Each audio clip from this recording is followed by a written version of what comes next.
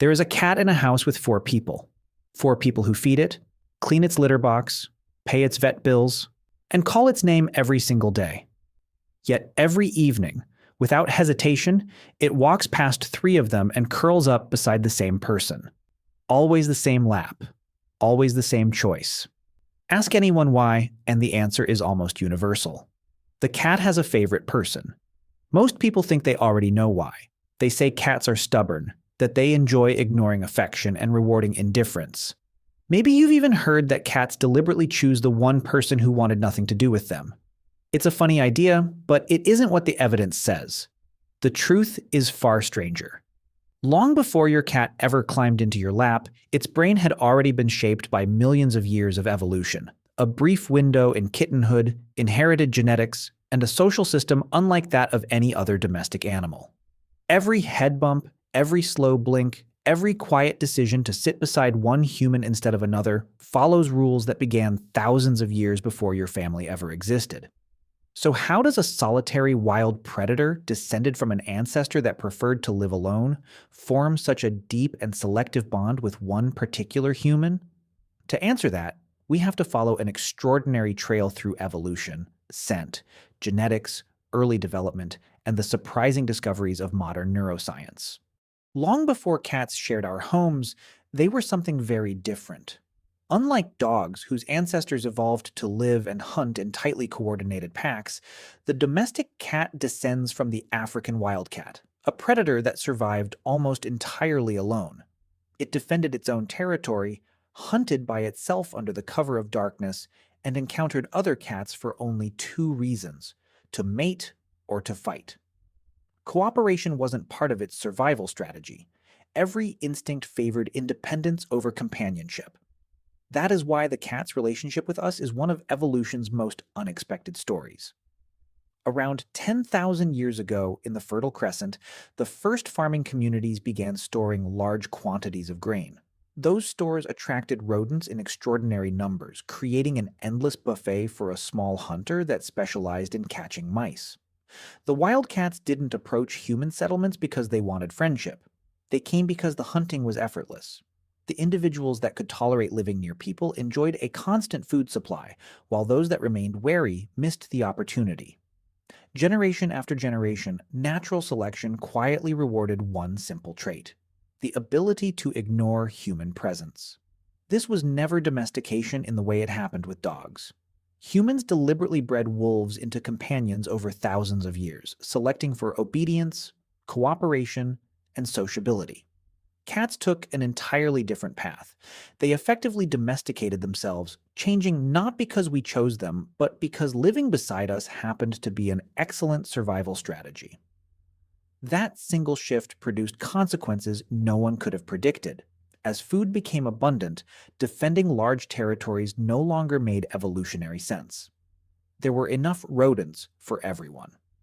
Without constant competition over resources, wildcats began tolerating one another in ways their ancestors never had. Small groups gradually formed around reliable food sources, laying the foundations for something remarkably new in the cat family: stable colonies. A predator that had evolved to trust almost no one suddenly found itself living alongside other cats every day. That new social life came with an entirely new challenge. Living in groups demanded something the African wildcat had never needed before: a way to tell friend from stranger. Wolves could rely on pack hierarchies and constant cooperation, but cats arrived at social living with no evolutionary blueprint for either. Instead, they built their societies around something far more subtle: scent. If you watch a colony of free-ranging cats, you'll notice that the adults rarely behave like rivals, constantly defending territory. Related females often raise kittens together, share nesting sites, and even nurse one another's young. These colonies have no obvious leader, no rigid pecking order, and no elaborate displays of dominance. What keeps them together is something almost invisible. Every member carries a shared chemical identity. A cat's body is covered with scent glands.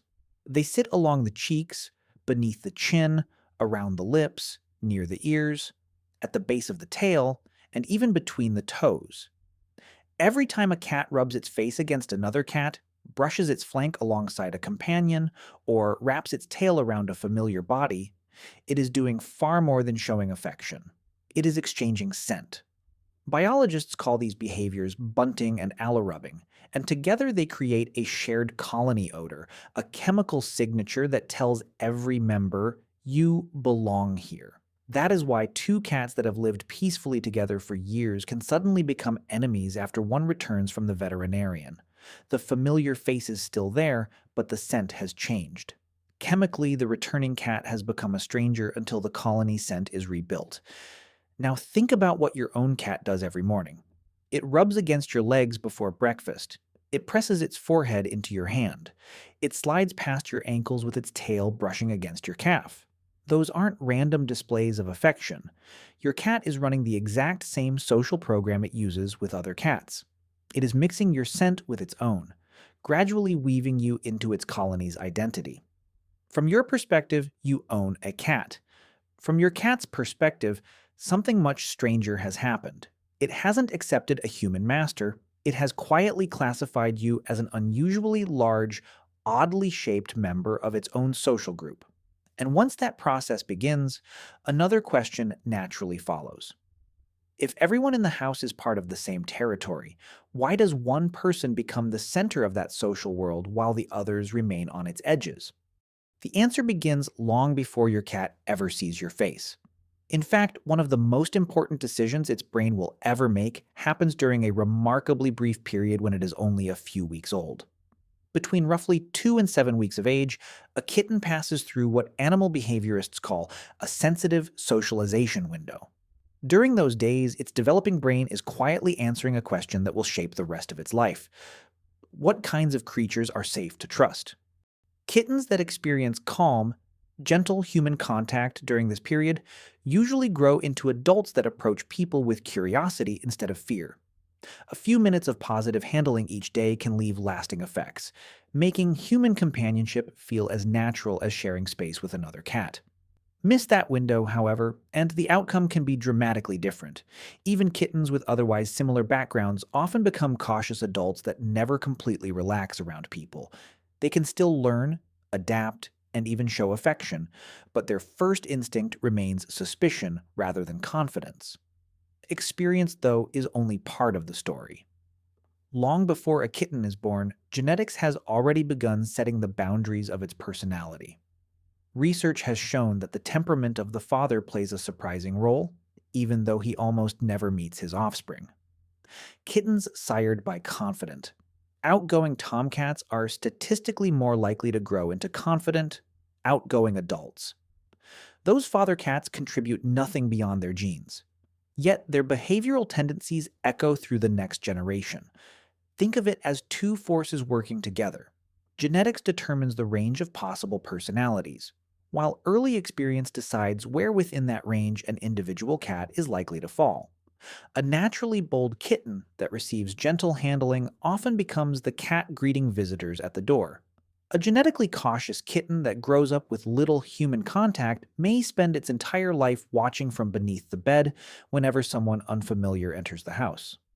By the time your cat first arrived in your home, much of its emotional blueprint had already been written. Whether it would form deep attachments, remain selectively social, or keep most humans at arm's length was influenced by weeks of development you never witnessed and by the temperament of a father it never knew. Only then did your own behavior begin to matter. And from that moment on, your cat started quietly evaluating every person it met, deciding who belonged in its inner circle and who did not. At this point, your cat has the ability to form social bonds. The question is no longer can it become attached to a human, but which human earns that role. The answer unfolds through hundreds of small interactions that most people never notice. One of the strongest clues came from attachment research adapted from developmental psychology. Scientists placed cats and their owners in an unfamiliar room, briefly separated them, and then observed what happened when the owner returned. The pattern was striking. Many cats greeted their person, quickly relaxed, and then resumed exploring the room. In other words, they treated that individual as a secure base, a source of safety that allowed them to investigate the unknown with confidence. That behavior closely resembles the attachment pattern seen in human infants with trusted caregivers, But attachment alone doesn't explain why one family member becomes the person. Watch how most humans approach a cat. We walk directly toward it, we lean over it, we reach out immediately, maintain steady eye contact, and often scoop it into our arms because, in human language, those gestures communicate warmth and affection. To a cat, they can communicate something entirely different. For a small animal that is both predator and prey, direct staring is often interpreted as a challenge. A hand descending from above resembles the attack of a larger predator. Being lifted off the ground removes every possible escape route. None of these actions are inherently cruel, but they ignore one principle that matters enormously to cats: choice. Cats place extraordinary value on controlling the distance between themselves and others. They are far more comfortable approaching than being approached. The person who quietly sits nearby avoids looming overhead and allows the cat to make the first move is communicating something powerful without saying a word. They are signaling that contact is optional. Even eye contact has its own language. Researchers studying what cat owners call the slow blink found that when humans gently narrowed and closed their eyes before reopening them, cats were significantly more likely to respond with the same expression or even approach afterward. A slow blink softens the intensity of a direct stare. In cat language, it says, "I am relaxed. You are safe." Suddenly, one of the oldest myths about cats begins to fall apart. The favorite person is often not the one who tries hardest to win the cat's affection. It's the one who unknowingly behaves in ways that cats naturally trust. The family member who doesn't chase, doesn't force interaction, and doesn't insist on attention may seem distant to everyone else. To the cat, however, that person is simply the most respectful. And once a cat has decided that a human is safe, the relationship continues to deepen in ways that are surprisingly sophisticated. It is no longer just observing how you move or whether you respect its boundaries. It is building an internal model of you, your voice, your routines, your emotions, and even your place within its territory. Research has shown that cats can distinguish their owner's voice from that of complete strangers. They recognize familiar speech patterns, often responding with subtle ear movements, head turns, or changes in attention long before they make any obvious movement. Interestingly, recognition doesn't always mean obedience. A cat may hear its favorite person calling from another room, fully understand who is speaking, and simply decide to remain exactly where it is. That independence has often been mistaken for indifference when it is really something else entirely. Your cat knows you're there. It simply doesn't feel the need to prove it. The voice itself also matters. Studies suggest that cats respond differently when their owner speaks directly to them in the softer, higher-pitched tone people naturally adopt with pets. More importantly, they respond to their owner's version of that voice, not a stranger imitating the same sound. Over time, your cat learns to recognize a version of you that exists only in your interactions together. It goes even further. Faced with something unfamiliar or mildly frightening, many cats glance toward their trusted human before deciding how to react. This behavior, known as social referencing, is remarkably similar to what young children do when they look to a parent for reassurance. If you remain calm, your cat is more likely to investigate. If you appear anxious, it often becomes more cautious. In those moments, you aren't simply sharing the room, you've become part of the cat's decision-making process. Meanwhile, every shared nap, every quiet evening on the sofa, and every gentle head rub continues blending your scent with the cat's own. Over weeks and months, your smell becomes woven into the chemical identity of the place where the cat feels safest. Eventually, separating the two becomes almost impossible. The territory is no longer just the house. It includes the person who consistently occupies its safest spaces. That is why the favorite person isn't merely someone the cat enjoys being around. They become the emotional center of its world, the individual whose scent, voice, and predictable presence define what home feels like.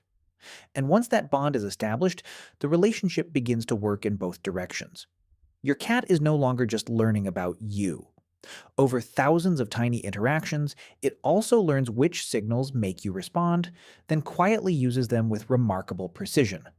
The clearest example is the meow itself.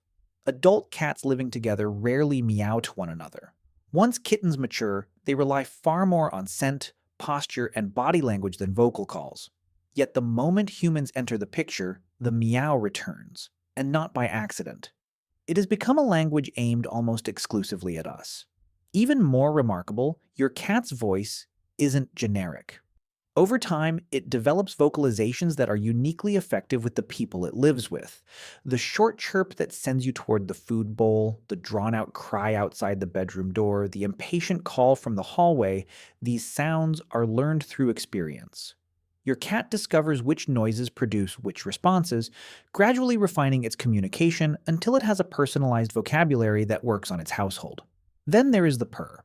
Most people think every purr means contentment, but researchers have identified a special version known as the solicitation purr. Hidden within its low, soothing rumble is a higher frequency element that resembles the acoustic pattern of a human infant's cry. Even people who have never owned a cat consistently rate this purr as more urgent and harder to ignore. Your brain reacts before you consciously decide to. This isn't manipulation in the malicious sense. It is learning. Every time you stand up to open a door, refill a bowl, or offer a reassuring scratch behind the ears, your cat gathers information. Which human responds fastest? Which sound works best? Which behavior earns attention? Like any intelligent animal, it repeats what succeeds. And that creates a powerful feedback loop. The more your cat approaches one person, the more scent they exchange. The more that person responds, the more interaction they share. More interaction strengthens familiarity. Deeper familiarity builds trust, and greater trust encourages even more communication.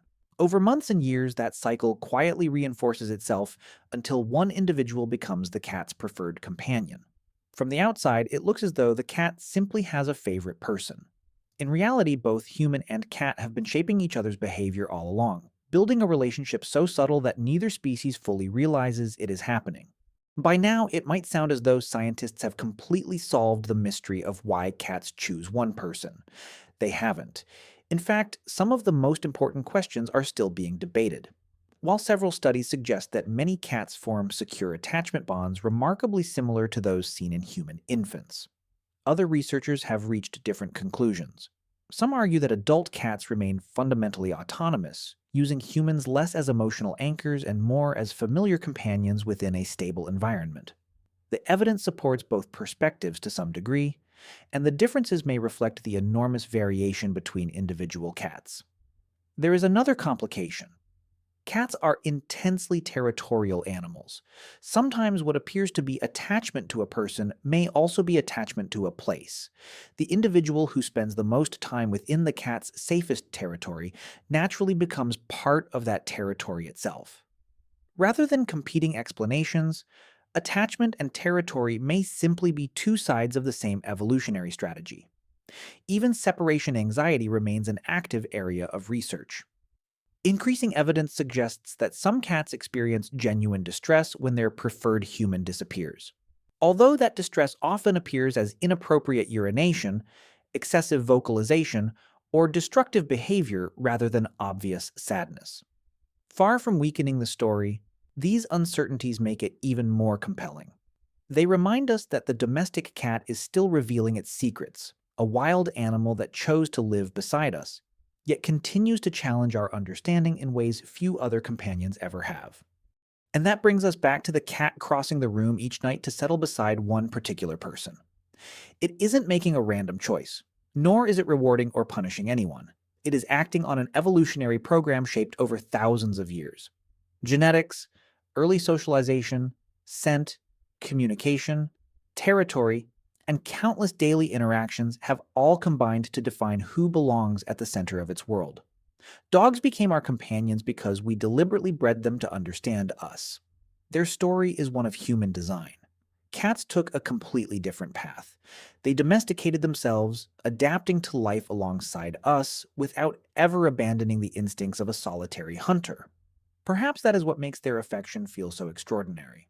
Every time your cat chooses your lap over every other place in the house, it is doing something its wild ancestors were never meant to do. A solitary predator voluntarily expanded its social world to include another species, and somehow decided that you belong in it.